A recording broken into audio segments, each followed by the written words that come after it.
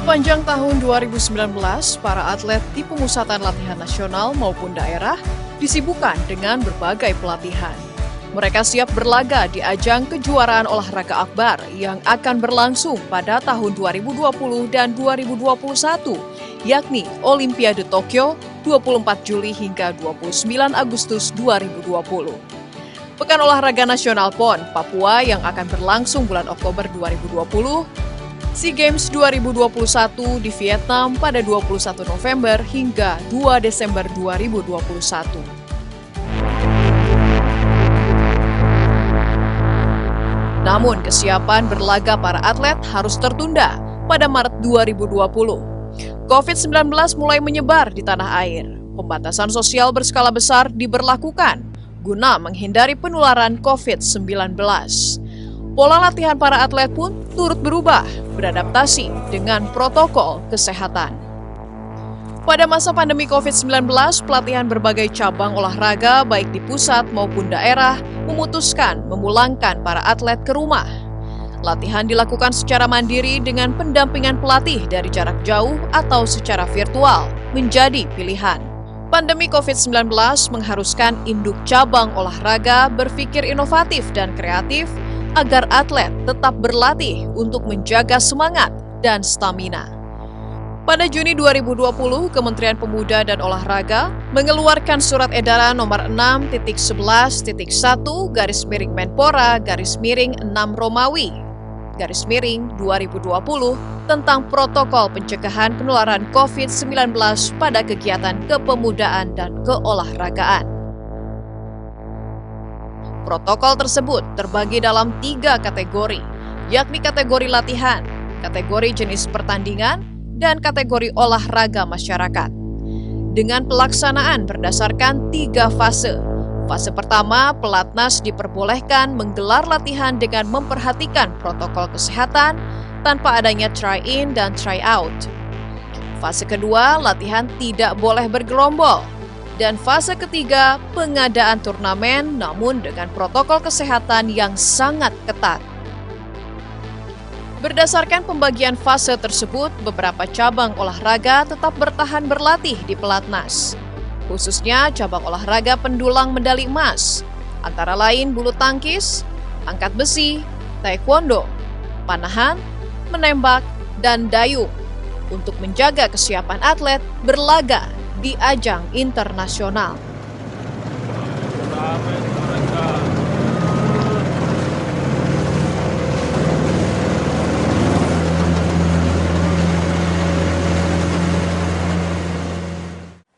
Nah, tapi di sisi lain kita juga sadar bahwa atlet itu kan butuh exercise.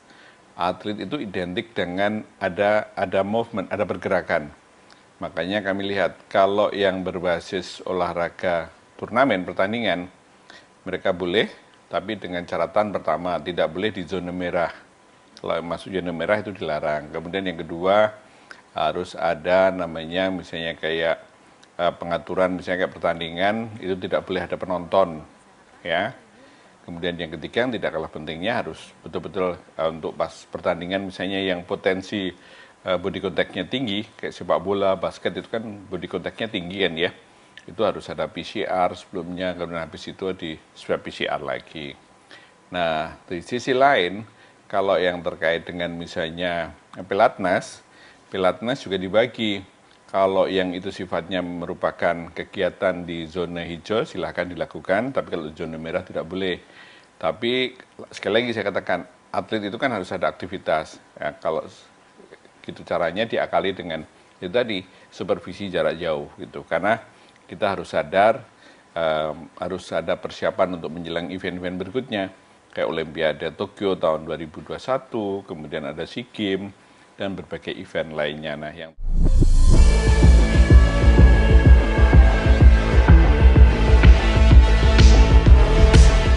Guna makin menunjang pelatihan jarak jauh, Kemenpora juga memberikan dana bantuan pembinaan, termasuk pemenuhan vitamin di masa pandemi COVID-19, serta memfasilitasi tes swab bagi para atlet yang diprioritaskan untuk persiapan Olimpiade Tokyo 2020.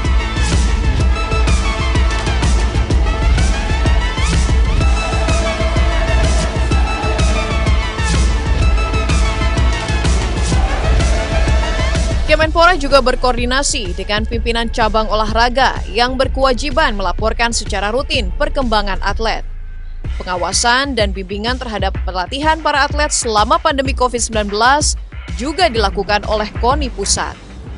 KONI Pusat rutin menggelar pertemuan virtual dengan para pelatih. KONI juga bertanggung jawab menjamin kesehatan atlet selama pandemi.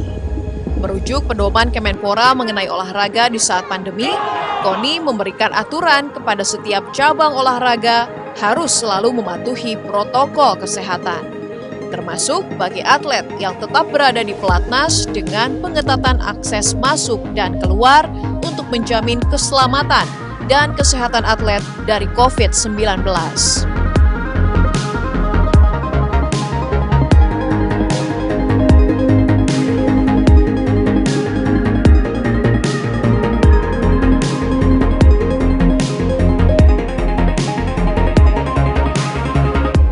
Atlet ini asetnya bangsa.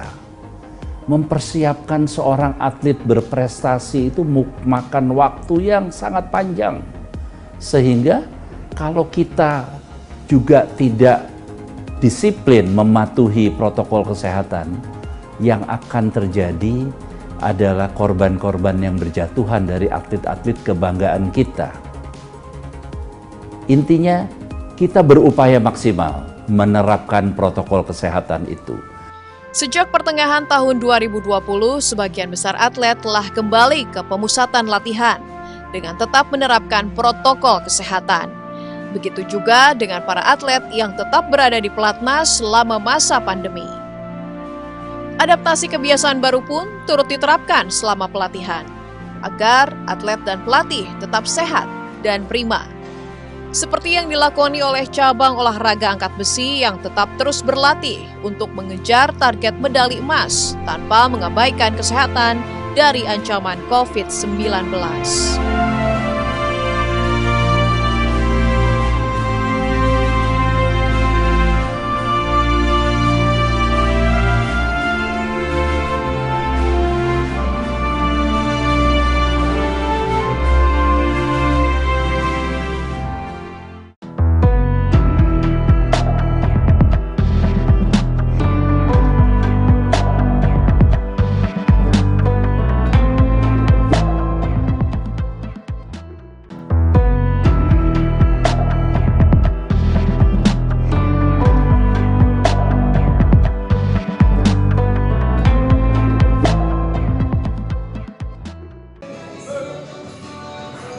Angkat besi merupakan salah satu cabang olahraga cabur yang tidak membubarkan pemusatan latihan nasional di tengah pandemi COVID-19.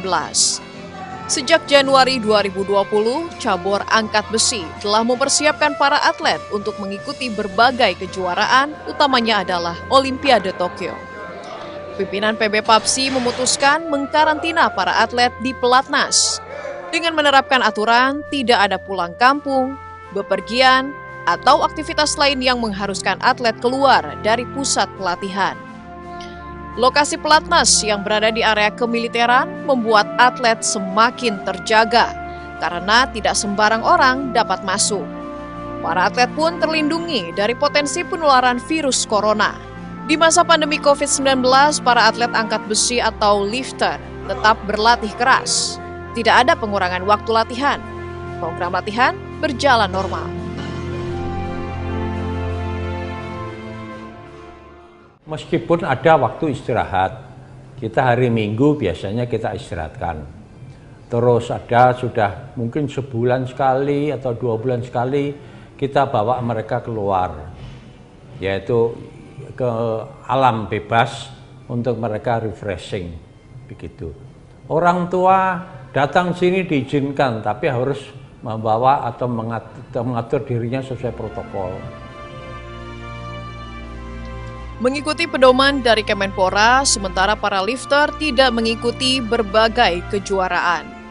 Namun, untuk menguji kemampuan para lifter, pada Juli 2020, Pengurus Besar Persatuan Angkat Besi Seluruh Indonesia (PP PAPSI) menggelar tes internal yang kemudian rutin diselenggarakan setiap bulan.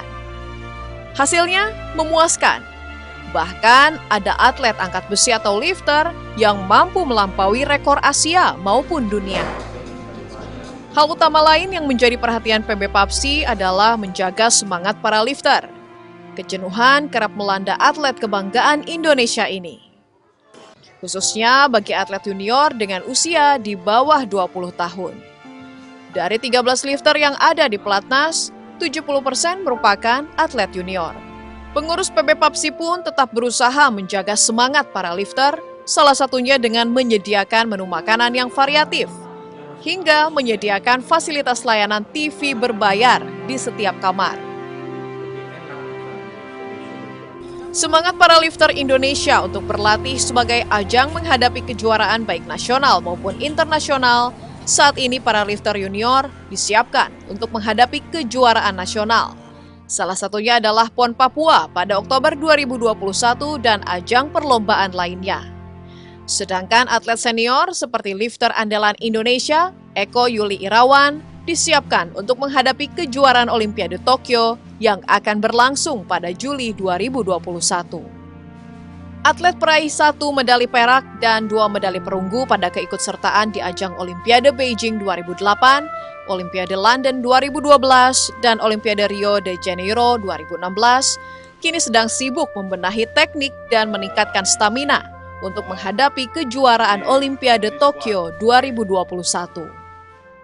Tradisi medali di Olimpiadenya siapa? Nah itu kan yang kita pantau terus. Kalau memang belum ada, mau nggak mau kita coba lagi, meskipun mungkin segi daya tahan nggak kayak kemarin-kemarin gitu kan. Cuma kita ya pengalaman juga sih. Jadi untuk yang menangani tim senior yang usianya nggak muda, itu treatmentnya pasti berbeda dengan junior. Nah, itu buat pengalaman juga supaya suatu saat nanti seumpama saya jadi pelatih juga kan udah tahu cara penanganannya ke remaja, junior, senior, itu udah tahu caranya. Pelatih tim nasional cabang olahraga angkat besi optimis para atlet mampu mengukir prestasi baik di tingkat nasional maupun internasional. Dengan tetap berlatih di Pelatnas selama masa pandemi COVID-19, maka kemampuan dan stamina para lifter tetap terjaga dengan baik.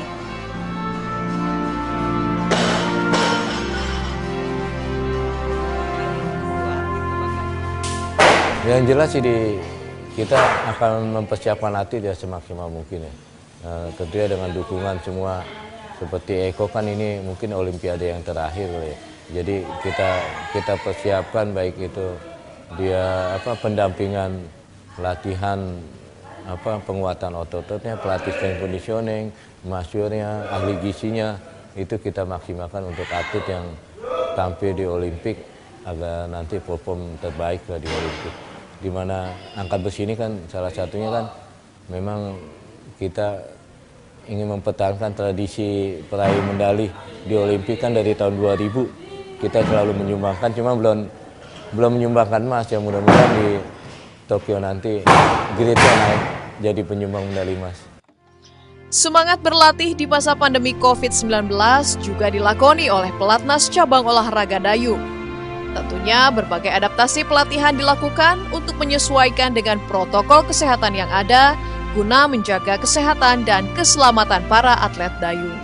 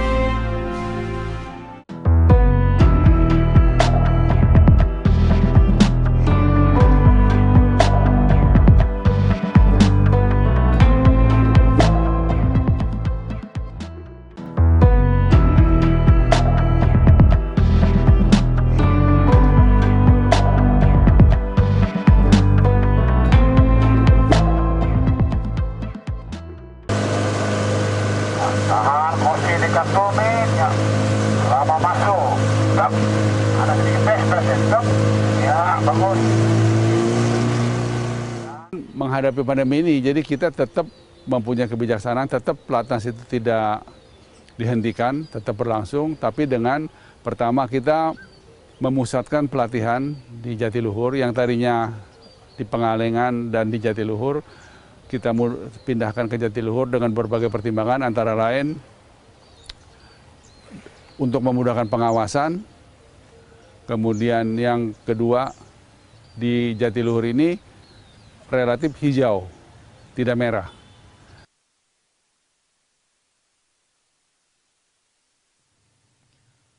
Pemusatan latihan nasional pelatnas cabang olahraga dayung tetap berjalan meski diterjang pandemi COVID-19. Dalam suatu pembinaan olahraga prestasi, pembinaan fisik sangat diperhatikan karena memegang peranan penting dalam program latihan yang pada akhirnya membantu atlet mencapai prestasi. Pengurus Besar Persatuan Olahraga Dayung Seluruh Indonesia (PB Podsi) memutuskan tetap menjalankan program pelatnas di Waduk Jatiluhur, Purwakarta, Jawa Barat, meski seluruh agenda nasional dan internasional diundur akibat pandemi. Saat ini terdapat 16 atlet pelatnas yang masing-masing terdiri dari 8 atlet rowing dan 8 atlet kano dan telah mengikuti pelatnas sejak 1 Januari 2020. Karena berlangsung di tengah pandemi, PB Podsi menerapkan protokol kesehatan agar para atlet terhindar dari risiko penularan. Para atlet juga mendapat pengawasan kesehatan langsung dari dokter ahli. Kalau selama masa pandemi ini secara umum nggak ada perubahan yang berarti selain protokol kesehatan.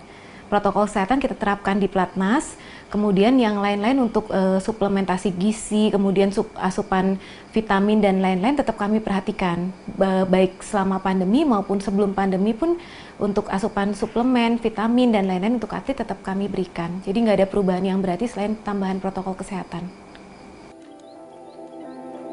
Cabang olahraga dayung yang dikenal di Indonesia sebenarnya merupakan gabungan 3 induk cabang olahraga yakni rowing atau dayung mundur, canoeing, dan perahu naga.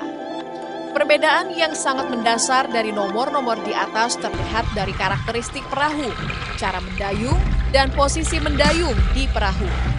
Pelatnas dayung sendiri saat ini menaungi pelatihan bagi atlet rowing dan canoeing. Tiap harinya, para atlet diberikan program latihan yang telah disusun para pelatih, disesuaikan dengan target masing-masing atlet. Kegiatan mereka saat ini tak jauh berbeda kala sebelum pandemi melanda. Diawali dengan sarapan, pemanasan, lalu berlatih di air. Dilanjutkan dengan latihan beban di sore hari. Salah satu komponen fisik yang cukup dominan dalam olahraga dayung adalah kekuatan, berupa latihan beban atau weight training.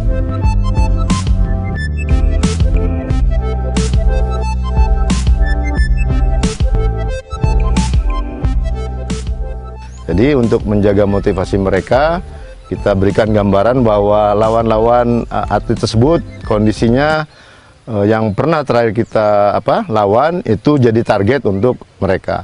Kemudian dia memiliki kemampuan atau meningkatnya kemampuan fisik, teknik dan yang lainnya itu dilihat dari time trial yang kita berikan pada akhir-akhir bulan setiap bulannya. Seperti itu, Mbak. Jadi mereka tetap terjaga motivasi untuk bisa minimal bisa melewati target-target waktu yang telah ditentukan. Seperti itu. Ya, untuk tahun depan ada kualifikasi Olimpik di 2021, rencananya di April di Korea, tapi jadwalnya masih tentatif. Tapi yang sudah fix itu the last kualifikasi untuk seluruh dunia di Swiss pada bulan Mei, tepatnya tanggal 16 sampai 19 Mei di Lucerne, Swiss. Mudah-mudahan nih pengharapan kita di awal tahun depan pandemi corona itu sudah berkurang. Ya, kita mungkin bisa tryout ke Eropa sekaligus untuk kualifikasi. Meski Olimpiade Tokyo ditunda, pelatihan dayung tetap dilakukan untuk bersiap menghadapi Asian Beach Games di Cina, kualifikasi Olimpiade di Thailand dan Korea, serta SEA Games yang rencananya akan dihelat pada 2021. Pada ajang SEA Games di Filipina 2019, tim nasional dayung Indonesia berhasil membawa pulang 10 medali emas, 3 medali perak, dan 3 medali perunggu. Pencapaian tersebut melebihi target yang dicanangkan, yakni 5 medali emas. Untuk Olimpiade Tokyo 2021, tim dayung Indonesia berharap bisa membawa tiket di 4 nomor, yakni 2 nomor rowing dan 2 nomor kano. Karenanya, para atlet harus tetap menjaga motivasi diri di tengah masa pagebluk demi bisa mendulang emas dan mengumandangkan Indonesia Raya.